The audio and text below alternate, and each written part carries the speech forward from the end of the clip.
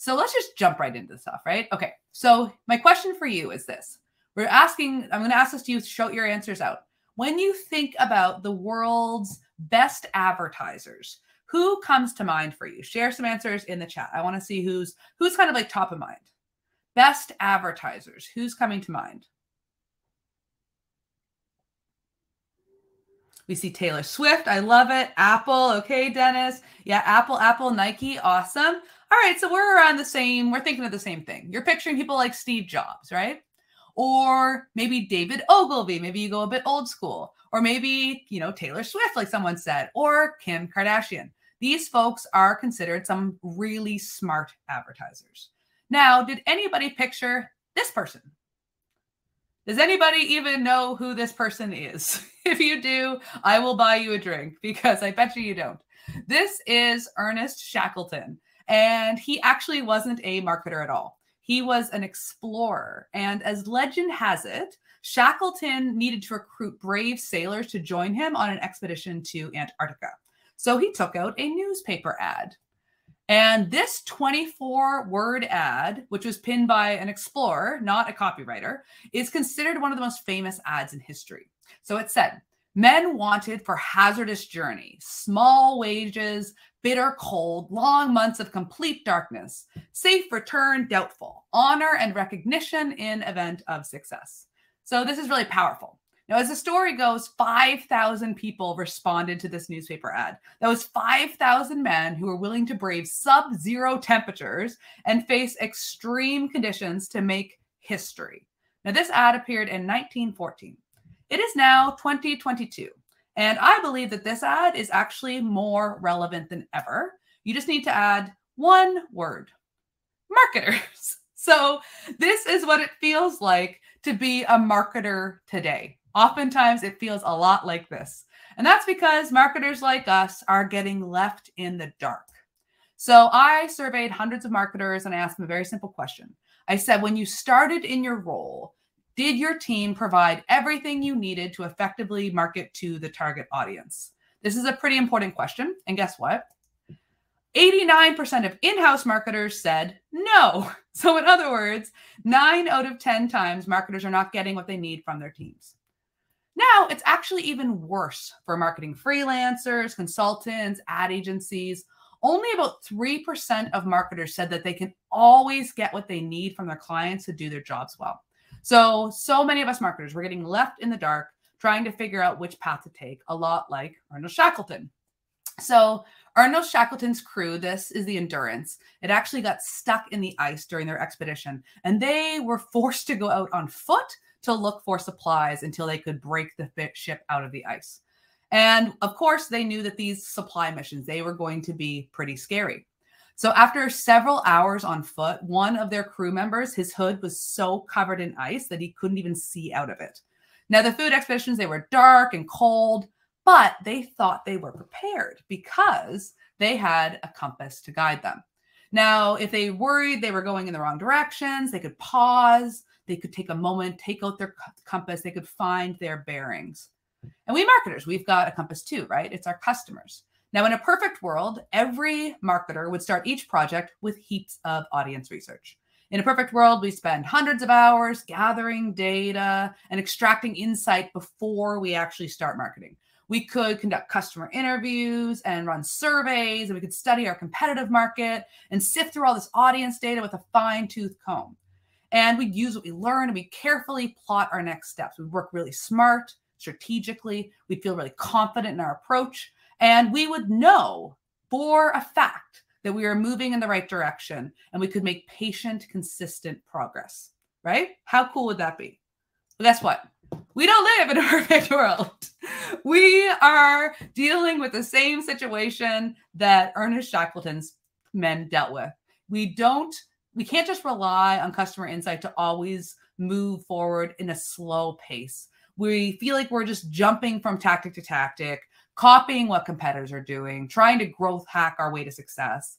And we're pouring all this money into stuff that isn't really working well. And we feel like we're doing all this guessing about what to do rather than formulating a plan that's based on in-depth research. And that's because in the perfect world, in the real world that we live in, we're getting stalked by this big, hungry polar bear. Now, the polar bear, of course, is not a literal polar bear, although Shackleton's men, they actually did have to worry about real polar bears. Our polar bear, it's more of a metaphor. It's a metaphor for the pressure that marketers feel when it comes to driving results. So guess what? In leaders, they want hyper growth from us. The sales team wants more leads. New competitors come, they steal customers, and the stuff that used to work stops working. So for instance, people say that ad costs have actually doubled for e-commerce brands since the iOS changes, right? So who here feels like they're getting stalked by a polar bear right now? Who's feeling that pressure? Put your answers in the comments. So if there are people here that feel like they're getting kind of chased by this beast and they need to feed the beast, but they feel like they're in constant danger, what can you do? We can't spend hundreds of hours doing in-depth research, not with this polar bear right on our trail. So what can we do? I've spent a lot of time thinking about this problem, and I fully believe that whoever gets closer to the customer wins. But it takes time to get close to the customer. And we're often not given that time in the real world. I'm loving the emojis, by the way, guys. What marketers need, we need something between doing hundreds of hours of research and guessing. We need to quickly figure out what works with customers. We need to get stuff out into the real world so we can test demands with audiences that we think are the right audience. And we need to learn fast. And then we need to double down on what's working, right? We need something in between. Said another way, we need to throw that polar bear a big, juicy steak. And then if we can get some wins, we can get the polar bear off of our back and we can take a minute. We can slow down. We can do a lot more in-depth research. But first, we need to give the beast something good to chew on. So this little meaty morsel here, this is the trigger technique. And the trigger technique is a simple framework that turns buyer stories into smart marketing ideas. The goal is to help you cut through the noise and get to what really matters. What triggers people to buy products like ours? And when you understand the trigger events that are pushing people through the buying journey, and you know how they shop and who they trust and what jobs they're trying to get done, you can market smarter. All right, so you can use this to try to figure out how to get in front of prospects sooner. You can do it in less crowded channels. You can come up with better messages and more helpful content. And really importantly for us, you can stay top of mind, which we all know is really important for us as marketers. And here is the best part. You can get a lot of what you need, even from just one really well done customer interview. And that means that you don't necessarily have to convince your team or your client to let you do lots of in-depth research. And we know that is a major win since they often will say no. All right, so let's get into it. Let's actually explore all of this with my own buying journey. So I bought an alarm clock over a year ago. Now, why did I buy it? I'm a 37-year-old woman. I live in Canada. I'm married. I like drinking wine and listening to business podcasts. I'm active on social media. I follow people like Seth Godin and Amy Porterfield. I like Apple products and I drive a Sportswagen Volkswagen. So all of these attributes, they tell you stuff about who I am. And this can be pretty helpful if you want to figure out how to get in front of more people like me. But even if you can, what are you going to say? After all, none of this stuff explains why I bought the alarm clock. So if we want to understand why I bought the alarm clock, we need to start by answering 4 important questions. And once we answer these, coming up with smart marketing ideas, it's going to feel really easy. And we're actually going to do it. All right. So first we need to know what triggered me to begin the buying journey. Well, every customer journey, it's going to be unique. There's often a similar path that people are following. It starts with a trigger event. This is a moment when buyers first realize that they have a problem or a job to do. Trigger events can be situational stuff like getting engaged, having your dishwasher break, starting a new job. Could be biological stuff like being hungry or cold or being sick like I was last week. It could be emotional stuff like feeling insecure or jealous in a situation, or maybe social things like having a dispute with a coworker or a conversation with a friend where they recommend something. That should say social as opposed to emotional there. So trigger events are often painful, frustrating experiences. It is a moment when your prospective buyer first realizes that they need to make progress in some way, but they often don't know their best step forward. So after the trigger event, people will start passively looking for solutions. So they're not necessarily putting energy into searching for stuff yet, but they start to notice things that might be able to help them out that they wouldn't have noticed before. Like maybe they see a post on social media linking to a blog post or a talk like this one. And before that, they might have scrolled right by it. But after the trigger event, now that suddenly catches their eye. So getting in front of people who are passively looking, it's going to help you to get noticed sooner, to be helpful, which we all know that customers really care about, and to build trust, which is super important. Okay, then oftentimes a catalyst will happen, and that's going to push them into actively looking for a solution. So a catalyst could be like something painful, like that happened in their day-to-day life, or it could be something more mild, like a deadline's coming up that pushes them to act sooner. At this stage, they're going to start exploring and evaluating a variety of different options. It's less of a straight line, as you often see in buyer journeys. It's more of like this loop-de-loop. We are considering, trying things, exploring different types of options. And before somebody gets to a solution like yours in your category, they might actually look for a whole bunch of other types of solutions, ones that you wouldn't necessarily think of as being competitors. And learning what they consider or try before they actively start looking for a product like yours, this is really powerful information. And here's why. Because once prospective customers start actively looking for a product exactly like yours, that's when the competition for marketers gets really, really fierce and very, very competitive. So, and very, very expensive. All right, so you can ask a company like Casper. They were the original bed-in-a-box company. They did it first. Today, they actually have hundreds of competitors, and they have to pay huge amounts of money to Google just to get in front of people who are already searching for a Casper mattress. Now, we marketers know that customers buy from the brands that they know, they like, and they trust. And if you wait until a buyer is actively searching for a product exactly like yours before you try to build any trust or affinity with them, it's often a race to the bottom. You spend a lot of money trying to get people who have no affinity to you. All right, so let's get back to my alarm clock example. Technically, what I bought was this, but what I really wanted was this. So it was January 4th, and I had made a New Year's resolution to get fit. I bought the alarm clock to help me become a better version of myself, the kind of person who wakes up early in the morning to work out. And while trigger events, they're going to vary from person to person and product to product, you can actually unearth really powerful insights to guide your marketing here. So for instance, look at this. Apparently, I am not the only person who is triggered to consider buying a new alarm clock in January. According to keyword research, searches for twin bell alarm clock, they spike in January. That's pretty cool, right? I see a lot of people talking about the amazing gifts. I want to give a shout out to Sarah Hart, who is on here today. Sarah Hart is the badass designer that does all of my stuff, and she designed this deck. So if you have loved a spread, spread it to Sarah. All right, so marketers who leverage trigger events, they actually spend 80% less on direct marketing costs. That's because those buyers, they can actually time their offers to coincide with their customers' trigger events.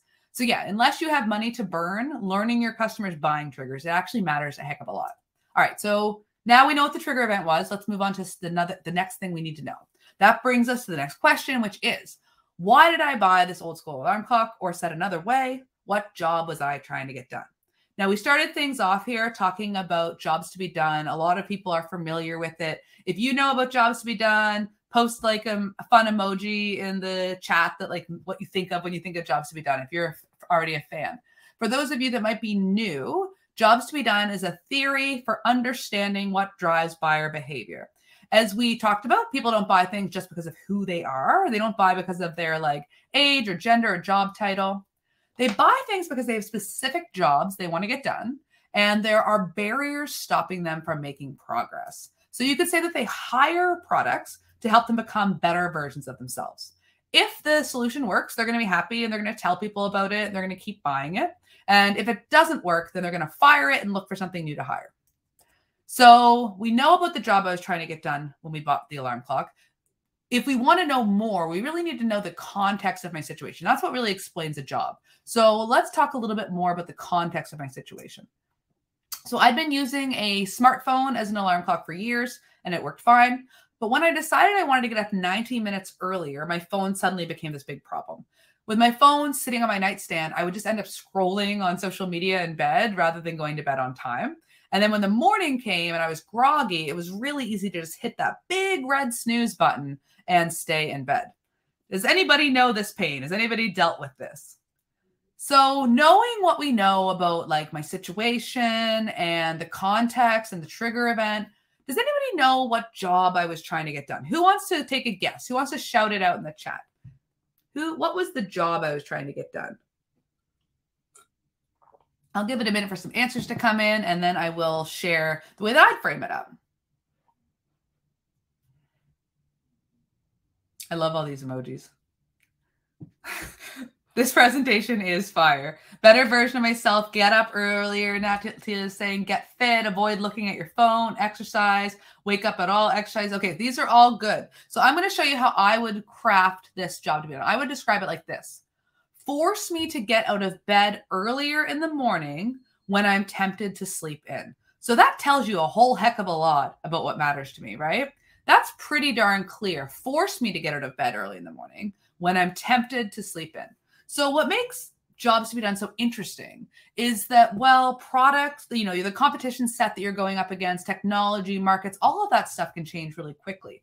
A job is more stable. For instance, people in the 14th century still had that same job to do, but they couldn't hire an alarm clock because they didn't have electricity. So what did they do? Or batteries, rather. They would drink a whole jug of water before they went to bed, and then they would wake up in the morning having to pee, and they'd have to get out of bed.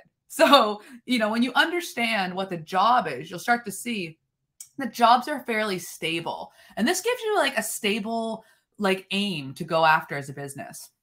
All right, so this brings me to the next question you need to answer, which is what pains do buyers have with other solutions? So as we talked about, buyers, they're going to seek out and try different things before they start looking for a product like yours.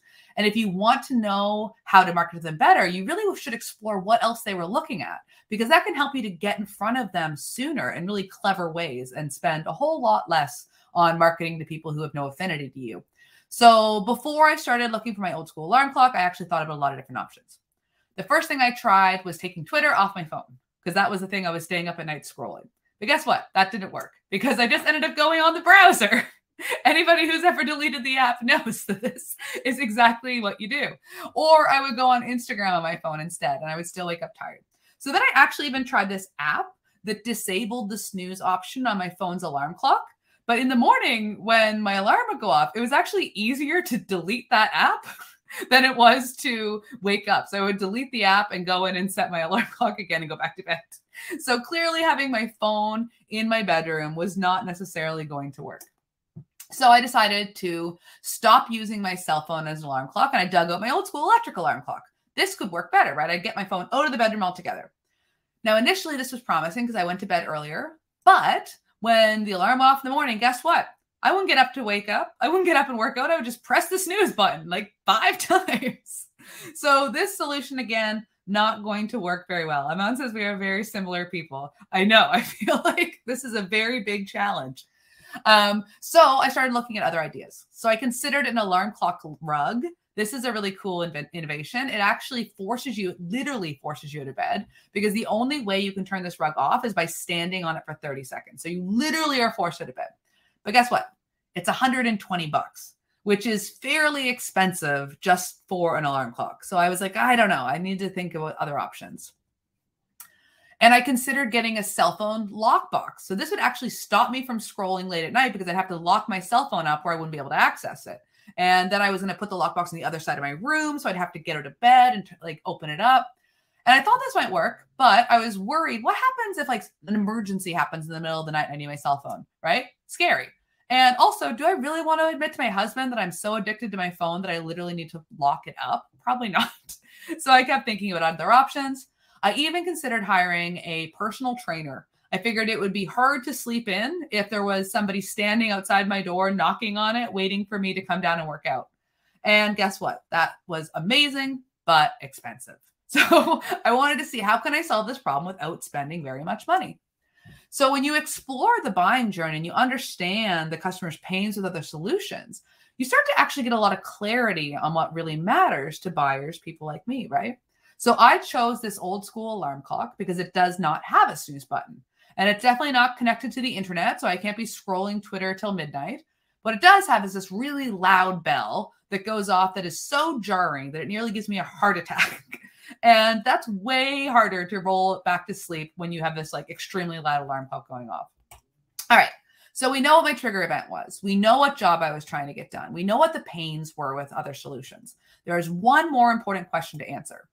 What were my selfish desires? So we know people buy things for kind of like emotional reasons, and then they justify those decisions with logic. And if you can speak to the underlying motivations that drive people, what I like to call their selfish desires, you can craft the kind of message that gets people reaching for their wallets to buy your product. All right, so what were some of my selfish desires? Well, I wanted to get fit and I wanted to lose some weight. Why? I wanted to actually feel more confident. That was the big driver. I do a lot of public speaking like this, and I still get very nervous before I talk. I hope that if I like lost weight, I would feel like my most awesome self and just like sashay out onto the stage with like extreme confidence. I also wanted to then have like kind of the guts to pursue my big dreams. I felt like the more confident I was, the more willing I was to go after things. And I wanted to like have a confidence boost. And I also wanted to just like feel more healthy, right? Reduce my stress. I'm an entrepreneur. That can be stressful. Exercising helps reduce stress. I wanted to feel energized when I sat down at my desk. I wanted to be able to think clearer so I could come up with better ideas and better talks. One's better than this one. And I wanted to be more productive. So there's all of these kind of like underlying urges explaining what was going on in my head as to why getting forced out of bed even mattered. So this is some of my selfish desires. So, all right, we can see buying decisions, they're complex and nuanced. Even a purchase that seems as simple as an alarm clock, there are all these functional, emotional, and social dimensions that you need to consider. And you can learn so much by talking to your buyers. Even one interview can give you really rich insights. This is Des Traynor, the CEO of Intercom, and he's applied this at Intercom. They use jobs to be done and customer research to drive a lot of the work that they do. And he says one interview is worth 1,000 surveys. And considering that Intercom is a tool you could use to run surveys, this is pretty powerful. So yes, one interview, you can get a lot of meaty goodness. All right, so we're going to recap here. I love this. Fartora already did this, but the cornerstone insights that you're going to need for the foundation of your marketing ideas are these 4. And these are like building blocks. They're like the Lego blocks, right? And like once you have these Lego blocks, you can kind of combine them in different ways to make different cool, awesome stuff. So here's kind of like the blueprint that I recommend you use. So you start with figuring out who is going to be your target market that you're going to go after with your new marketing campaign. You're going to identify target moments. These are the target moments when you might be able to get in front of people like that. You're going to then brainstorm smart marketing ideas, growth ideas. You're going to take an idea that you like and craft a promise. What's the underlying promise of that idea? And then choose a call to action. So these are kind of the 5 steps to the trigger technique. We're going to go through and we're actually going to do this. Let's come up with some ideas. Let's identify some target markets. It's going to be interactive. So we've got tons of smart marketers here. I want you to be shouting stuff out in the comments. I'll be watching to see what you're saying. And let's go first. We're going to talk about how to choose a target buyer. Now, again, this isn't just going to be us listing out all of the demographic and firmographic stuff, like their age, their income, their job title. We're not going to think about that quite yet. At this stage, what we want to do is we want to be specific about who we want to reach. And this is the part that people sometimes miss, the context of their situation. We want potential buyers. We want them to see themselves in our marketing. And Hunter, yes, B2B is okay. We want them to see themselves in our marketing, and we want to get hyper-focused so we can design campaigns that really resonate with them. Now, if you already have a very clear buyer, which it might be the case for some of you, then I want you to think more about the context of their situation, and that can help you to come up with the target buyer. And if you're still trying to figure out which target market you should be going after, you might want to spend a bit more time here. Okay, so yes. Hey, Caitlin, can we, let's linger on this for a second. Like, so let's think about the context of the situation using you and your alarm clock as an example. So what might be an example of this? Let's do it. I'm going to show you what it might be, and then I want you guys to show us. So first, I'm going to kind of go back. Okay, so we've got our alarm clock example, and we want to figure out who we could target. Let's focus on the intersection of the trigger and the job. All right, so we remember the trigger event was I'd made a New Year's resolution to wake up earlier so I could build a healthy habit, right? We have that piece of information. And my job was force me out of bed earlier in the morning when I'm tempted to sleep in. Okay, so thinking about the intersection of those two things.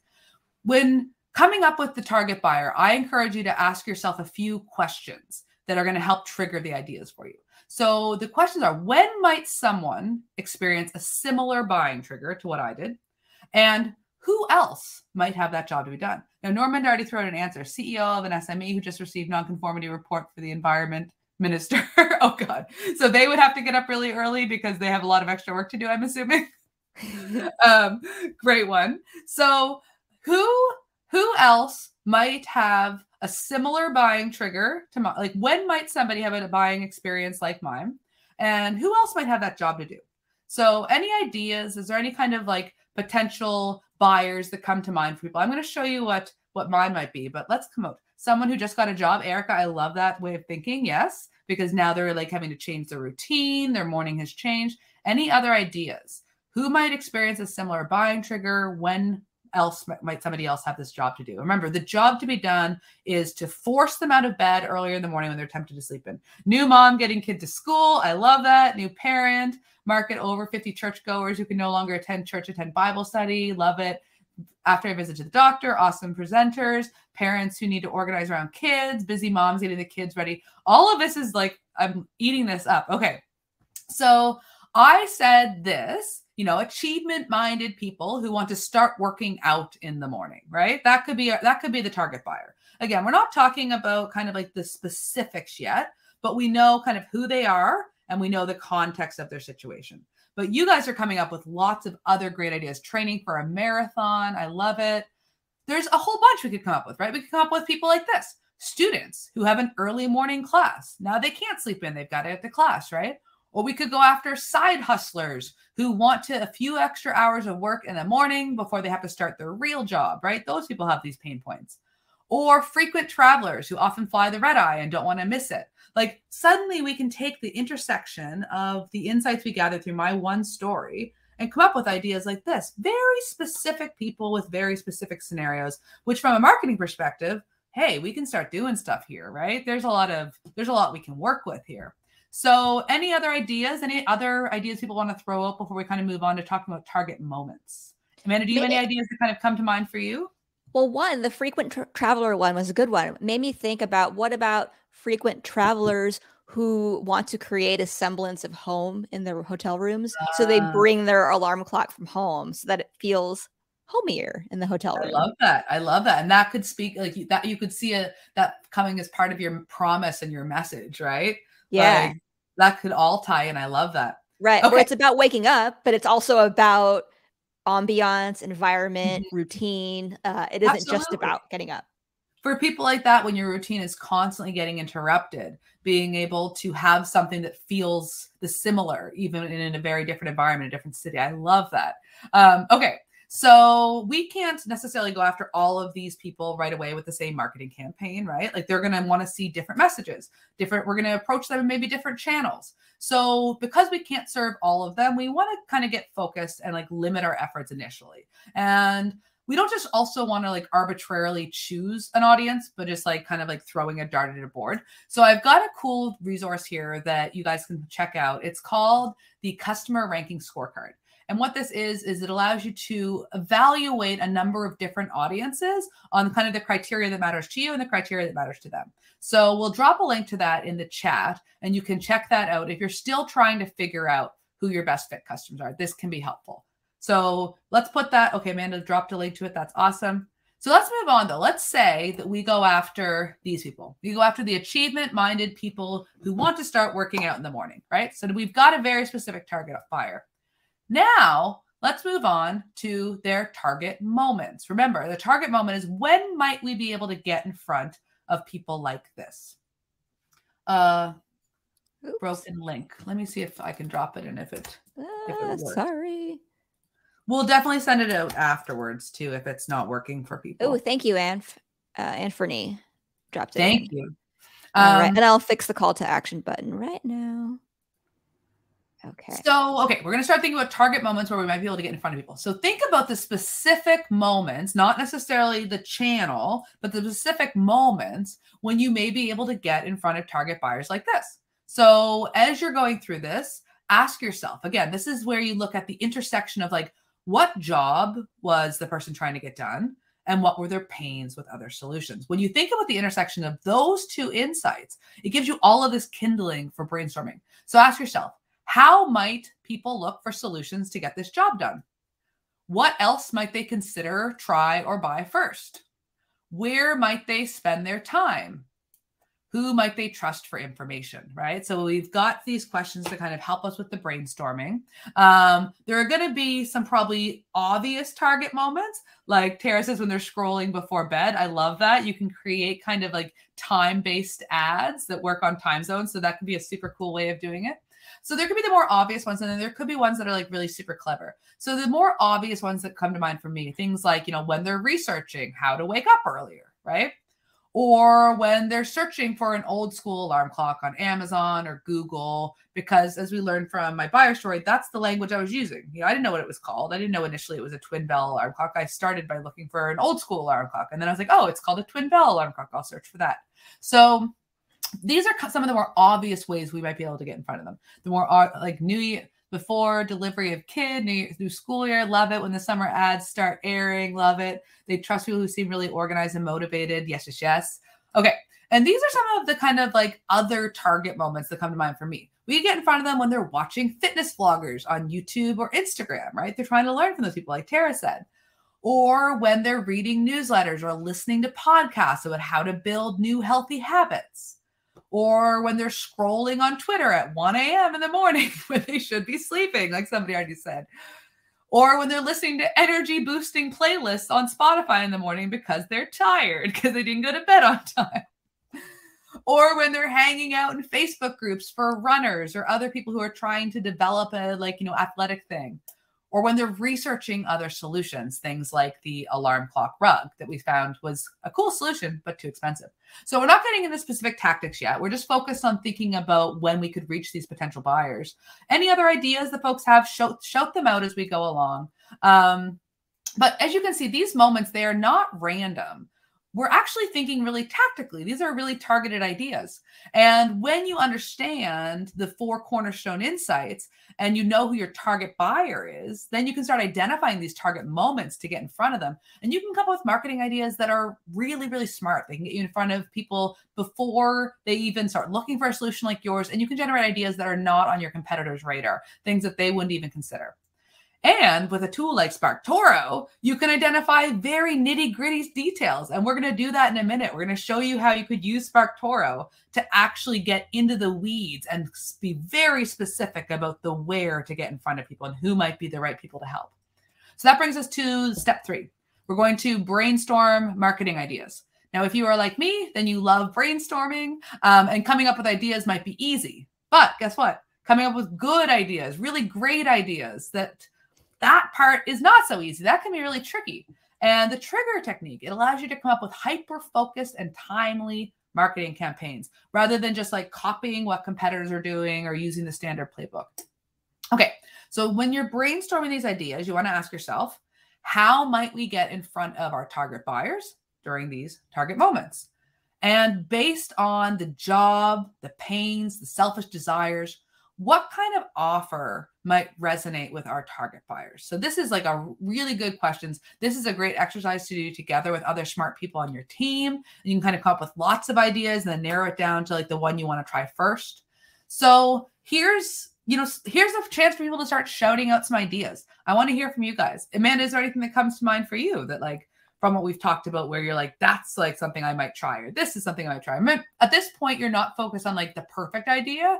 You're focused on coming up with lots of ideas so that you can kind of drill down to the good ones. Anything that comes to mind?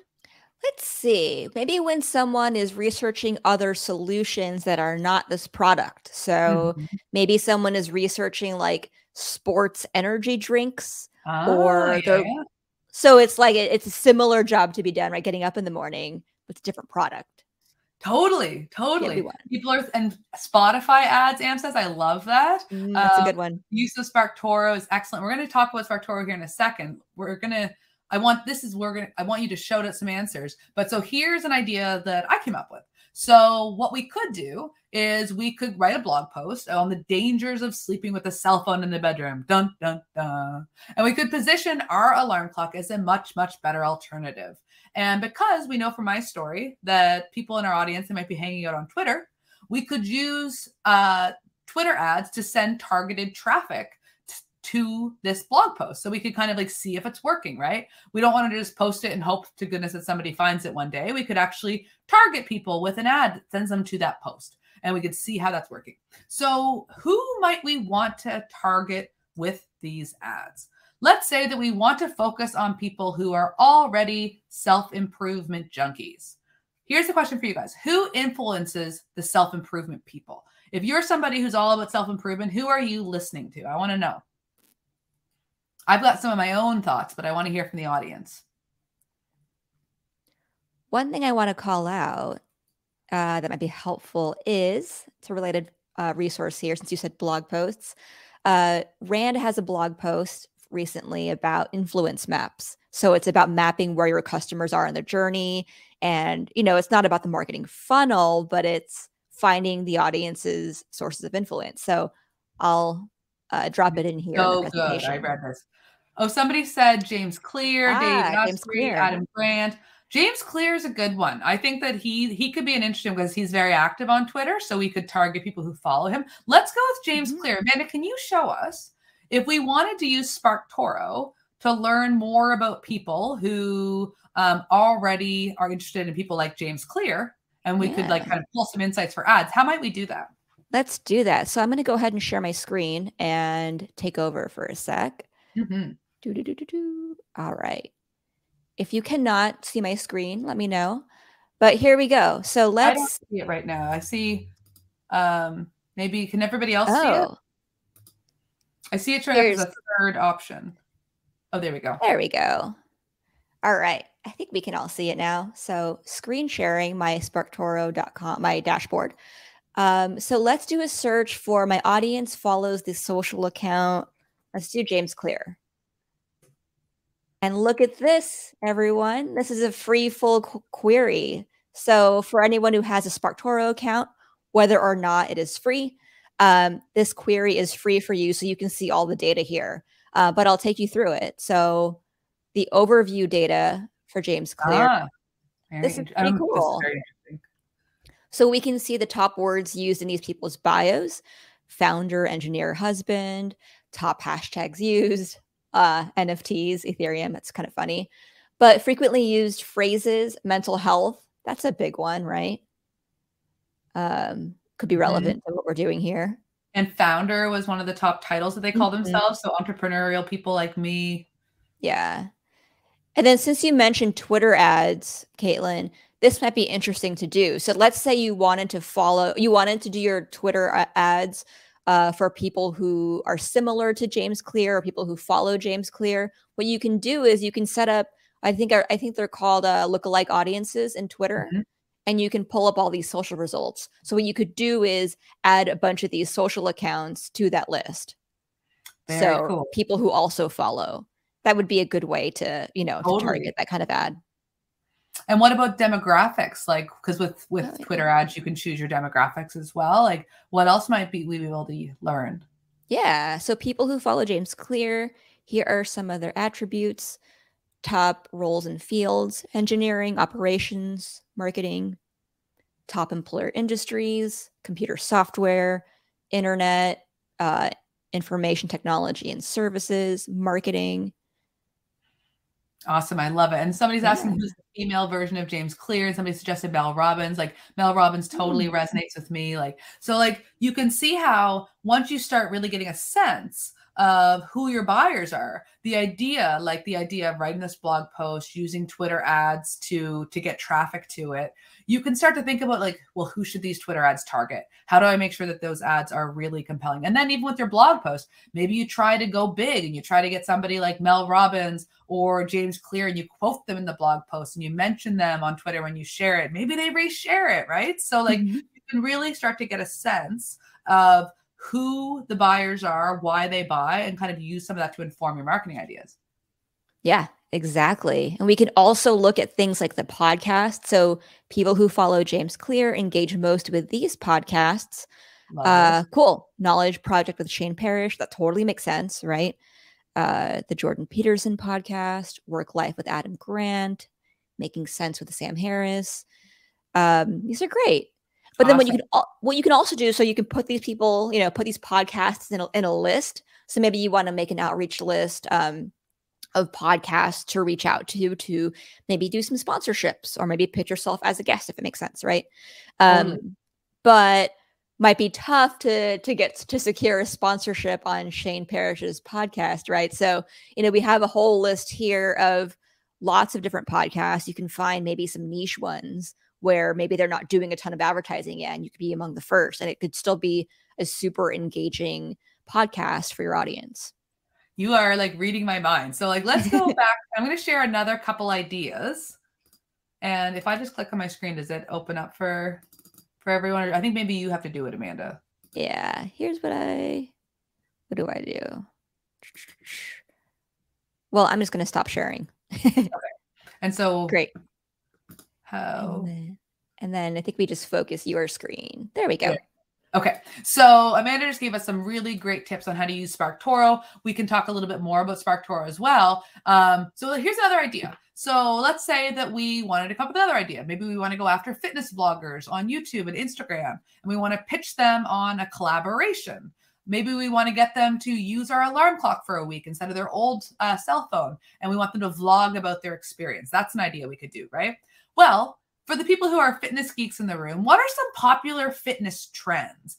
Things that are like, maybe types of workouts, things that are happening in the fitness world that are cool. One that comes to mind for me is like high intensity interval training, or HIIT. That tends to be a pretty interesting one. Any other fitness trends that come to mind? Shout them out in the comments. HIIT, Hunter's saying, HIIT timed workout, Peloton rowing, all of these things, right? So if we wanted to use something like SparkToro, we could go and we could put in maybe a trend. We could put in like high intensity interval training. And then we could find the people who talk about that a lot and who they follow. What YouTube channels are they watching? What podcasts are they listening to? Who are the people who influence them? And as Amanda said, the thing that I think is so beautiful about SparkToro and exciting is that maybe we can't go after the number one person in fitness to try to get them to participate in our challenge, but we can get the long list of people that might be a smaller and more accessible to us. So it's really cool because now that okay, I'm going to go after people who might be like influencers in the like high intensive training space. Who are those people? You can get this long list. Your work is done for you.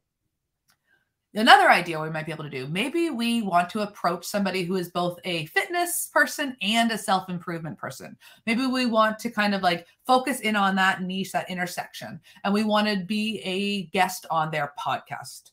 We could pitch them an angle like something like, 6 bad sleep habits that keep you from reaching your goals and how to fix them. And again, SparkToro really shines here. So who might be podcasting about fitness and self-improvement? Any ideas on the top of your mind? We already saw some that Amanda shared.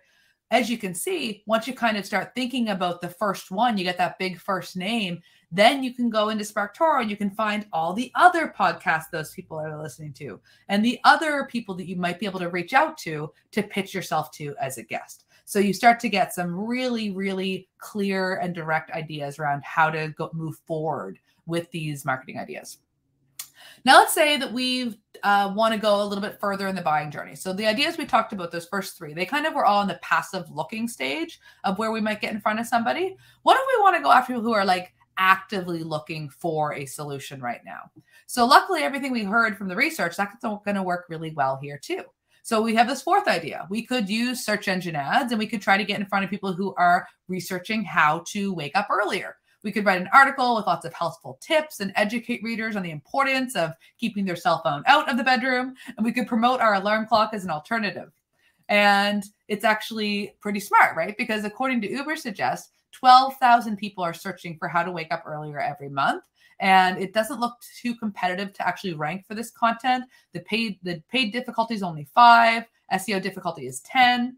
So this would give us a chance to kind of like educate people who are just beginning the buying journey, but aren't looking for a product like ours. And then if we wanted to go after people who were very specifically looking for a twin bell alarm clock, that's when things get a little bit more competitive. So you can see here that the paid difficulty for a twin bell alarm clock is 100. The SEO difficulty is 36. What that means is if we wait to get in front of people who are actively searching specifically for a solution like ours, then it's actually going to be 19 times harder to get in front of those people than people who are earlier in the journey. And that's great to know, right? So we could try any of these ideas. Any of these could work. And all of these ideas are smart and targeted and insight driven. Or maybe we decide we want to go after just the low-hanging fruit and we want to set up an ad on Amazon. So we want to, or sorry, not set up an ad. We want to actually optimize our Amazon listing. Maybe we're already selling our alarm clock on Amazon and we just want to make sure our listing is really good. And so for the case of today's example, let's pretend this is the one we do. Now, if you look for a twin bell alarm clock on Amazon, you get over 40,000 results. And these are some of the products that show up. And clearly they're ranking well on Amazon, but none of them actually talk about the problem that I was having, which is hitting snooze and staying in bed. And so when you get to the product pages for these competitors, you can see that a lot of them are just plain bad. All they do is talk about like the features of the alarm clock. How big is it? What material is it made out of? How loud is the alarm? I read 20 product reviews before I could find one that mentioned anything about how the alarm clock actually made the buyer's life better.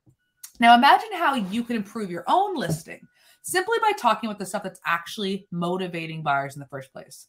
So you could come up with a promise that's really compelling and interesting. That brings us to the fourth step in the trigger technique.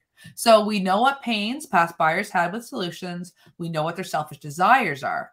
Now we can speak to how our product relieves those pains and how it can achieve their selfish desires. So again, coming up with our compelling promise, we want to ask ourselves, how can we make the buyer's life better? And why is our solution better than others they've considered, tried, or bought?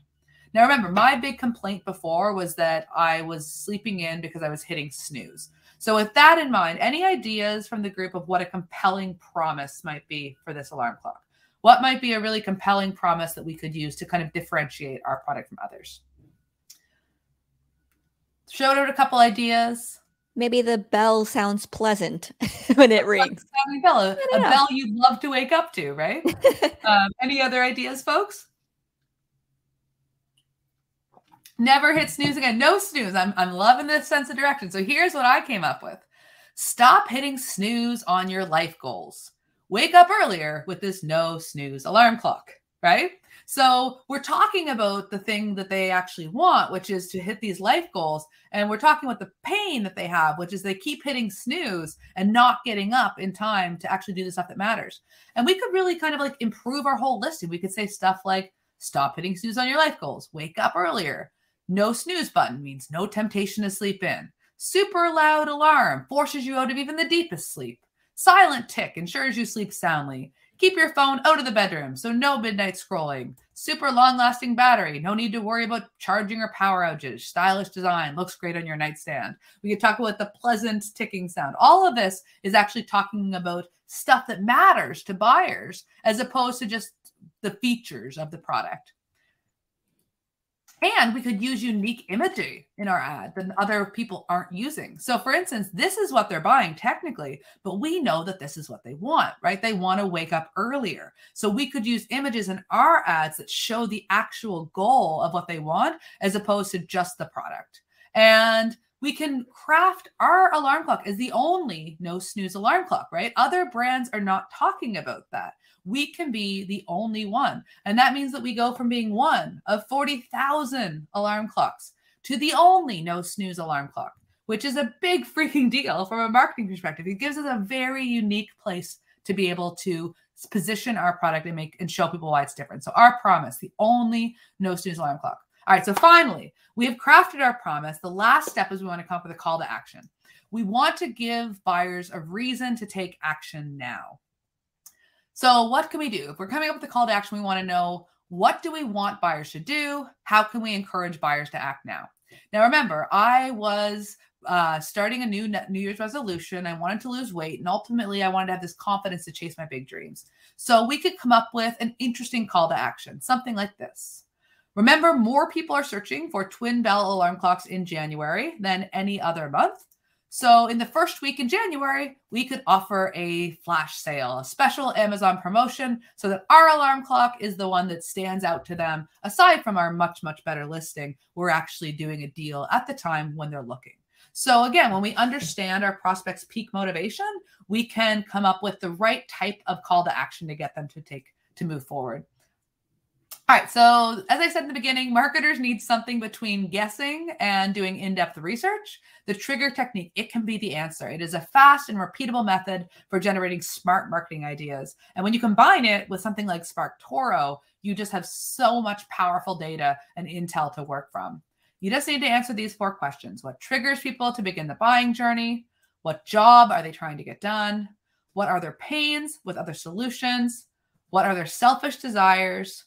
And when you answer these, you can start getting some wins. And you can get everything you need to answer those questions from even just one interview. So you don't have to spend months doing in-depth research. Learn from your customers and then apply what you learn and learn from taking action.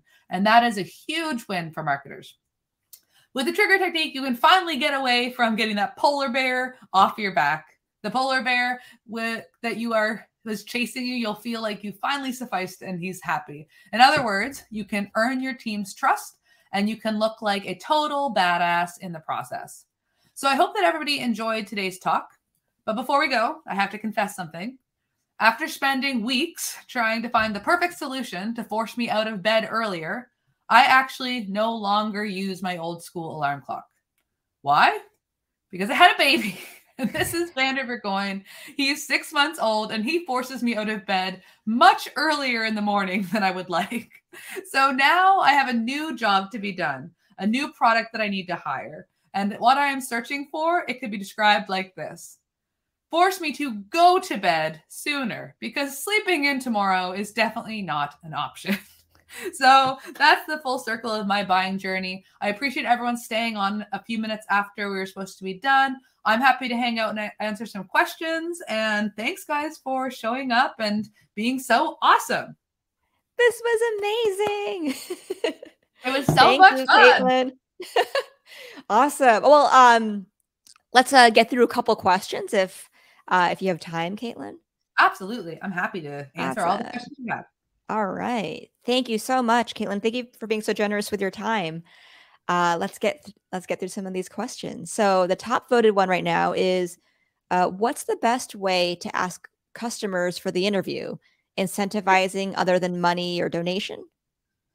So other than money and donation. So when it comes to reaching out, I would say you kind of want to try a couple different approaches. Typically what I'll do is I'll try to identify who are our super fans, if we have super fans, because those people are going to be the ones that you can usually just reach out and say, hey, we're trying to find more awesome customers like you. I know you're a big fan.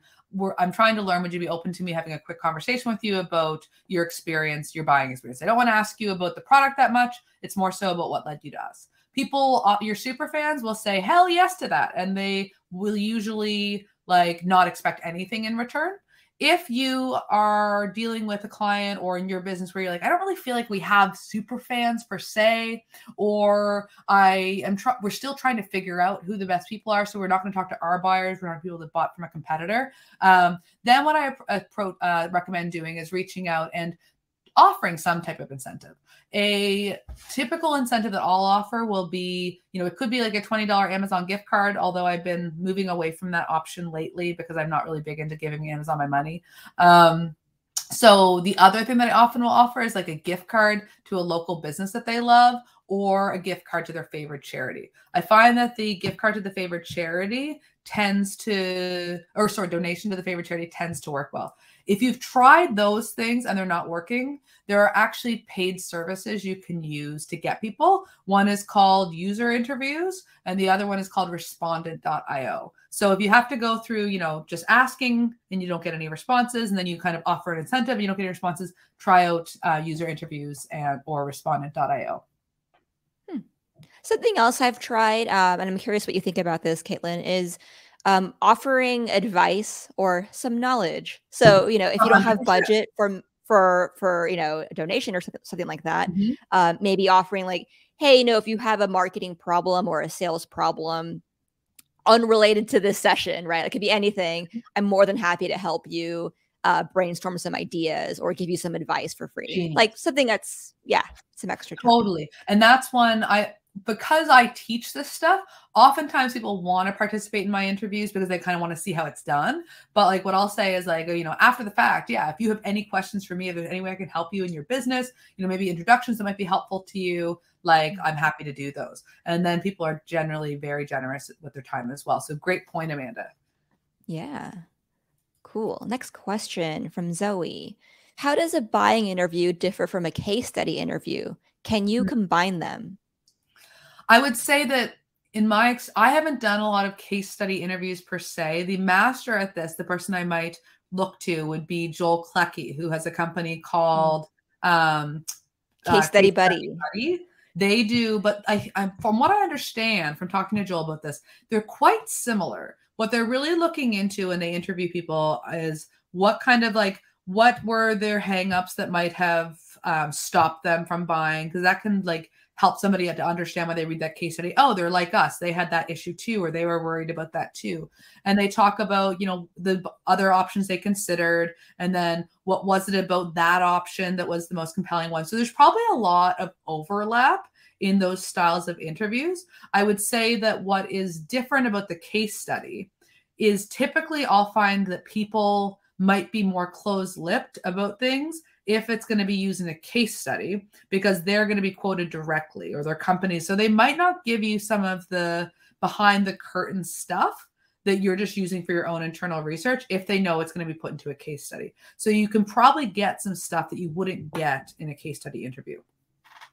Yeah, I agree. I mean, I think my opinion is that a buyer interview can inform a case study, but a case study interview probably cannot inform the buyer interview. Not really. And the other thing with the case study is typically more time has passed before you'd even reach out to somebody to do that interview, because oftentimes that means the project's done and there was a really amazing outcome. And with buyer journey interviews, I always recommend if you can talk to people soon after they bought, that's really great, because a lot of stuff's still fresh in their mind. So there's that difference too. There might be not as many, they might not remember quite as much if, a year's gone by since the project started and now they've kind of got this great story to tell. They're not going to remember all the details of the buyer journey. They're going to remember more about the project. And those details are less relevant to us as marketers. They might be really, really relevant to product managers, but not necessarily as relevant to us as marketers. Yeah. The way I like to do this is I like to be able to use the buyer interview as an opportunity to build the relationship with that particular customer, and then hopefully get to the case study. So it's more in a more timely manner, understanding their pain points, why they converted, why they bought, understand if they have any current problems that you can help solve if it's related to your product. And then maybe 3 months, 6 months, 1 year down the line, whenever it makes sense, to circle back with the case study so that it's great, now that we solved your pain points and you saw these amazing outcomes, let's do the case study together. Absolutely. I think people will be hell yes to that. All right. We also have, next question. Getting top-down buy-in for this is a struggle. Do you have any tips to get leadership support? I do. I mean, I'm working more on something around that specifically. I've got I don't have a link to it handy right now, but I've got a script you can use to basically ask to do research without using the R word, as I call it, the actual word research. And that can help you to get buy-in. What the biggest change that I've made to the way that I talk about this and I teach it is, don't ask to do a bunch of research, ask to talk to one customer, right? Be we're doing rapid learning, and we're going to talk to a buyer. We're going to gather a bunch of great insight. And then we're going to launch some campaigns that are experimental. And that the goal is learning fast. And oftentimes, depending on what type of leadership you have, they are excited about moving fast because that's what they want you to do, right? And so I would say as soon as you start kind of pushing for we're going to interview 15 people, and we're going to do ones for different persona types, and as valuable as that could be, if you luckily have access to that, it's often not the case that you can get that. So I'd say reduce the ask. Don't talk about research. Talk about gather the insights to create super targeted campaigns that you can outsmart your competitors. Talk about understanding the customer's buying triggers and how understanding those buying triggers actually can reduce your marketing costs. So like talk about the stuff that leadership cares about, which is not research. That's a good point. And I love your point about having it be one customer, right? And especially with this framework that you presented today, you can do it with just one customer. For this specific question, executive buy-in, the way I would think about it too is how you can sort of toe the line between asking for forgiveness and permission. Because I think the other thing too is if you focus on one customer and if you already see the ask with that customer, then you can position it to leadership like, hey, really want to do this important customer interview. And you know what? They're already interested in doing it. So I'm just going to go, if you don't mind, like I'm going to grab an hour on the calendar and get this done because they already want to help us. They're such a great customer. Showing that it's, that it's easy and already 100%. Kind of like half done. There's so many great stats. Like Profitwell did this big study and they found that teams that were talking to doing 10 interviews a month in a non-sales capacity were growing 2 to 3 times faster than ones that weren't. And so there's like kind of data you can use to support your argument. But I like Amanda's point of like, like tee it up with like the person already like, so-and-so reached out again and they're like a super fan. And I really want to know how we can get more people like them because they're like such a great customer or client. Like I want to do an in-depth interview with her. And this is like, I'll use the insights to put together some cool targeted campaigns. So like, minimize the amount of time that they think it's going to take, maximize the amount of how smart they're going to look because you're doing really smart targeted campaigns. Yeah. Save them time and save them money, and they're always going to be happy. Exactly. There's a quick Sparktoro question that I'm going to go ahead and answer. It is from Joe. How does Sparktoro connect all of these personal attributes together? E.g., how does it know number of years work experience for James Clear followers? Good question, Joe. So all the data that we present is based on publicly available information, de-identified and on aggregate. So in this case, we've crawled, millions or billions of websites, and so, including social profiles. And we gather the data once we have a meaningful sample, right? So sometimes you might if you run like a super, super niche query that doesn't have a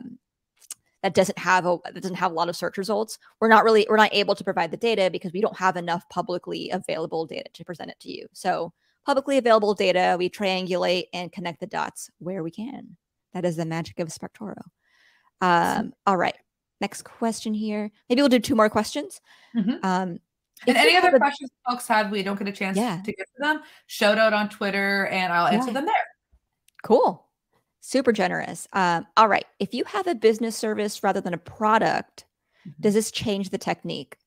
Oh, that's a good question. I would say no. It depends on how you typically would market because there's still going to be really good insights that you're going to be able to pull. So for a lot of service-based businesses, not all, but a lot of service-based businesses tend to have word of mouth being a really important channel for them. And so what you can, you might have a sense of like, these are the types of tactics that tend to work for us, but you're still going to learn so much from your customer interviews. They're going to help you to shape those offers better. So maybe it's using more compelling messaging if you have a referral program. Maybe it's knowing who is more likely to come into your referral program. Maybe it's knowing, maybe you learn that you thought you were only competing against other, printing companies in your area, but you're also competing against like somebody you hadn't even considered, and you could go after people who are searching for that solution. So for service-based businesses, it is still very applicable. It just might mean that the many, many different approaches you could take with a product-based business or internet-based business in particular, you might have fewer kind of like tactical things you focus on, but the strength of those offers will be so much better because of the insights you get from this research. Great. And then our final question here. What about when you're in the proof of concept phase? How to interview prospective customers when you're still working out details of the offer?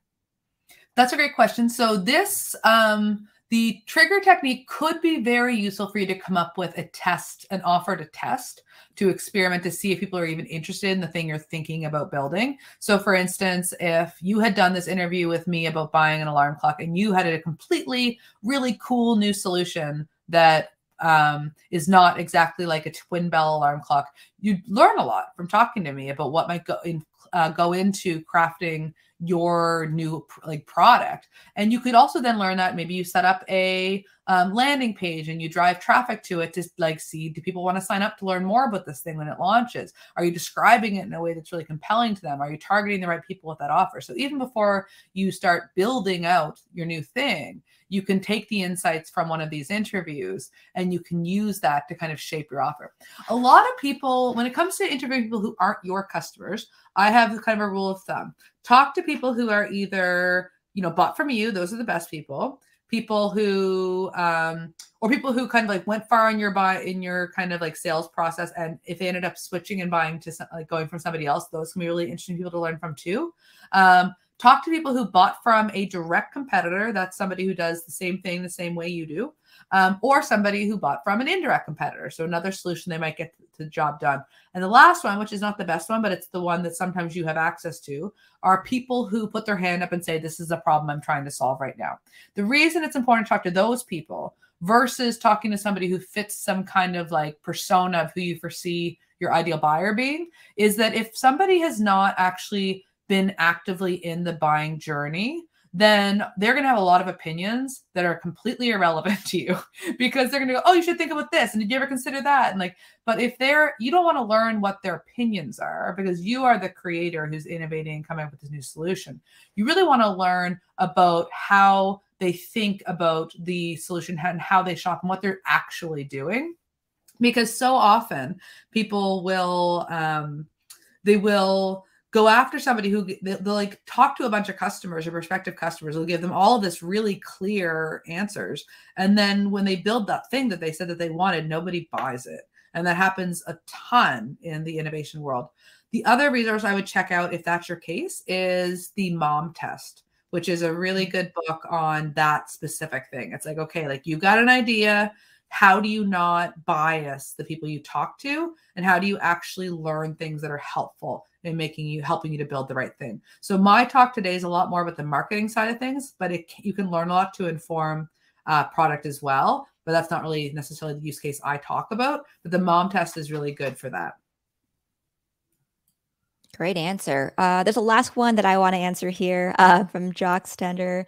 Please discuss the utility/wisdom of including in a marketing program SparkToro's freemium monthly access for subscription websites. I believe it is smart, low risk, and welcoming. All right. So I think the question is about the utility of having a freemium offering. So for us at SparkToro, we really want people. We really want this publicly available research, right? This publicly available data to be accessible to everyone, regardless of budget. Same time, we are a business. We need to, and data is really expensive because we do pay for that. So that's why we have paid offerings. But with our free offering, they're free accounts. So you get 5 searches per month, and you get a sampling of most of the data. I believe we do not provide the data for podcasts and YouTube channels, but you can still get a solid sampling of text insights like words used in bios, frequently discussed phrases, hashtags used, websites frequented, press, influential press, and social accounts. So at least if you're not sure about using SparkToro, or if you just want to get a sense of it, you can still get some valuable data there and get a sense of influential websites that you can consider doing some targeting with, or consider reaching out to for guest posts and things like that. Mm-hmm. I mean, as somebody who does not have a SparkToro account right now because I'm not working with clients, I can tell you as soon as I started working with a client, it would be the first thing I would sign up for, because it makes you look like a genius to your clients. You can come to them and say this is what we know about our audience, and they are reading this, and the depth of the granularity of the recommendations when it comes to podcasts and YouTube channels, it would take you hours and hours and hours to do that research and identify those folks. And for most people, if you want to become a podcast guest or you want to work with a YouTube influencer, you're probably not going to be able to afford the number one podcaster in the category you're doing, or you might not be able to pitch yourself as a guest there. But if you go down to number 40, the person that has probably 2,000 listens per episode, which are still your people, that person might be really open and welcoming to have you on as a guest. And it would take you so much effort to find that person if you weren't using a tool like SparkToro. So if I were doing marketing work for clients or I was in-house at a team, it would be the number one tool I would have right away. Thank you for that. And to your point about podcasts too, I mean, we are still in the very early days of podcasting, and we know that there's a lot of drop off in podcast publishing just after a couple episodes. So at this point, if you have a podcast and you're getting, I believe, if you're getting like more than 300 downloads per episode, you're already in the top 1% of podcasts. Really? Mm-hmm. That's wow. Yeah. I mean, of course, there's in that 1%, there's that huge discrepancy between a 500 download per episode podcast and something like My First Million. But if you have a podcast and you're getting a few hundred downloads, that is solid. It's still an influential podcast, especially in that niche. So as you are considering podcast to sponsor or pitch yourself on, you don't have to don't think about it as oh, can I get to the one that has 10,000 downloads per episode? I mean, maybe you can, that's great. But if you're getting to one that only has a few hundred, that's still a really solid option. And the other thing to consider, and I mean, this is why I'm so bullish on the trigger technique, is it's one thing to pitch fitness people. It's another thing to pitch fitness people with a topic that your audience is going to be interested in. And during that podcast interview, to know what your key talking points are that you want to hit, because they're compelling with your buyers, right? So I think a lot of times people go, okay, I want to do podcasts. That's the channel they want to be on. And I'm going to talk about, sleep, because that's relevant to I'm going to go on all the sleep podcasts. Well, guess what? There's probably a small number of sleep podcasts, and their audience, while those people are really obsessed with sleep, might not be the ideal buyer for you. But the people who are kind of the self-improvement junkies, sleep is one of the components of things that they're interested in. Going on something that's kind of a broader podcast topic, but is going to be relevant to your people, and then knowing how to craft your title of what you recommend they use for a title on the podcast, how you answer questions, all of that insight comes from really understanding the buyer's journey. And there's lots of stuff. So I feel like SparkToro helps you so much in figuring out where you should dig in, but you still need to know what type of content and information is going to be really, really relevant when you get on that stage. Yeah, absolutely. All right, we should wrap up here. Thank you, everyone, for joining us. Thank you for being generous with your time.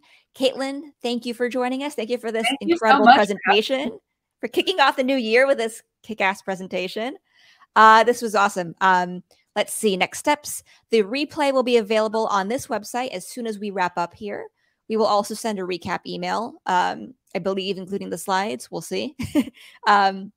Also, for Caitlin, follow her on Twitter. She is at Kate Bour, KateBour.